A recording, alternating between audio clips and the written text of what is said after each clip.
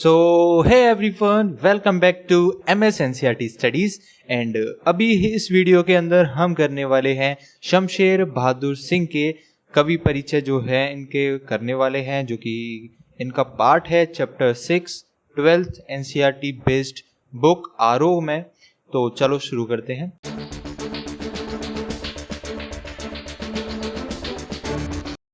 शमशेर बहादुर सिंह, जन्म 13 जनवरी सन 1911 को देहरादून उत्तर प्रदेश अब उत्तराखंड में। प्रकाशित रचनाएं, कुछ कविताएं, कुछ और कविताएं। चुका भी हूं नहीं मैं इतने पास, अपने बात बोलेगी काल तुझसे होड़ है मेरी। उर्दू हिंदी कोश का संपादन। सम्मान साहित्य अकादमी तथा कबीर सम्मान सहित अनेक पुरस्कारों से सम्मानित। निधन सन 1993 अहमदाबाद में। तुमने धरती का पद पढ़ा है, उसकी सहजता प्राण है। खुद को उर्दू और हिंदू का दोआब मानने वाले शमशेर की कविताएं एक संधि स्थल पर खड़ी हैं।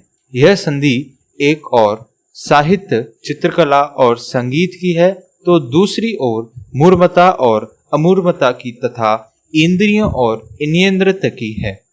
विचारों के स्तर पर प्रगतिशील और शिल्प के स्तर पर प्रयोगधर्मी कवि शमशेर की पहचान एक बिंबधर्मी कवि के रूप में है। उनकी यह बिंबधर्मिता शब्दों के से रंग, रेखा, स्वर और कूची की अद्भुत काशिदकारी का माला रखती है। उनका चित्रकार मन कलाओं के बीच की दूरी को न केवल पाटता है बल्कि भाषातीत हो जाना चाहता है। उनकी मूल चिंता माध्यम का उपयोग करते हुए भी बंधन से परे जाने की है। ओ माध्यम, क्षमा करना कि मैं तुम्हारे पास जाना चाहता हूँ।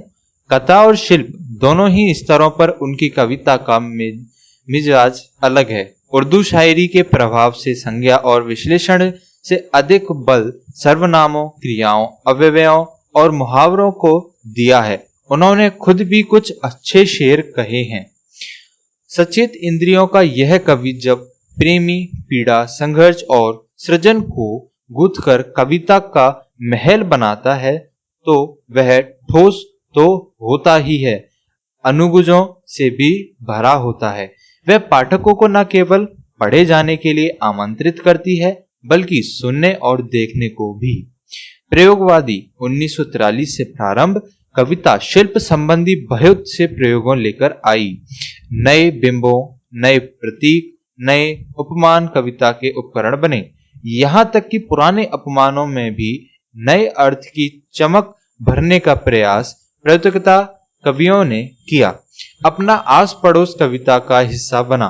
प्रकृति में होने वाला परिवर्तन मानवीय जीवन चित्र बनकर अभिव्यक्त हुआ। प्रस्तुत कविता उषा सूर्योदय से के ठीक पहले के पल पल परिवर्तित प्रकृति का शब्द चित्र है। शमशेर ऐसे बिंबधर्मी कवि हैं जिन्होंने प्रकृति की गति को शब्दों में बांधने का अद्भुत प्रयास किया है। यह कविता भी इसका उदाहरण प्रस्तुत करती है।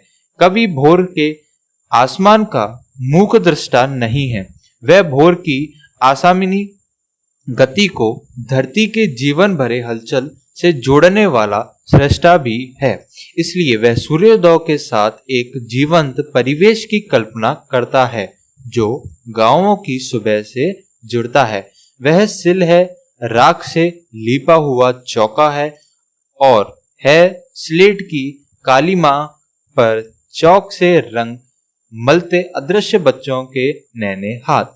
यह एक ऐसे दिन की शुरुआत है जहां रंग है, गीत और भविष्य की उजास है और है कर कामली को चीरकर आने का एक एहसास कराती उषा। तो धन्यवाद इस वीडियो के लिए। हम मिलते हैं नेक्स्ट वीडियो में। Thank you so much for watching this video. Bye bye.